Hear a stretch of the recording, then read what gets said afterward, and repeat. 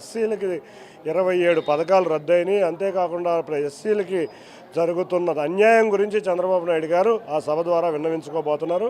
అంతేకాకుండా ప్రజలకి పవన్ కళ్యాణ్ గారు కోరుకున్నట్టు జగన్ విముక్తి ఆంధ్రప్రదేశ్ గురించి మా నాయకులందరూ వివరించబోతున్నారు.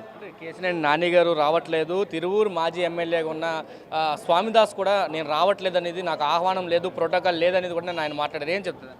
అందరికీ ప్రోటోకాల్ ఉంటుంది. నిన్న అందరూ ఏర్పాట్లో ఉండి ఉంటారు. నాకు తెలిసినంత వరకు ప్రోటోకాల్ అనేది ఎవరికీ మిస్ అవ్వదు. మేమందరం సమిష్టిగా తెలుగుదేశం కుటుంబం అందరూ వస్తున్నారు. తప్పకుండా సభ విజయవంతం అవుతుంది. నాని గారికి ఆహ్వానం పంపించారా మీరు?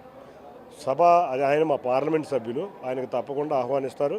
సముచితంగా వెళ్ళవలసిన పెద్దల ద్వారా వారికి వెళ్తుంది. అంటే పార్టీకి రాజీనామా చేస్తున్నాను కూడా ఈరోజు ఫేస్బుక్లో ఆయన పెట్టిన పరిస్థితి, పదవికి రాజీనామా చేస్తున్నాం, పార్టీకి రాజీనామా చేస్తున్నాం కూడా పెట్టారు. ఆ ట్విట్టు నేను చూడలేదు, దాని గురించి నేను వ్యాఖ్యానించలేను.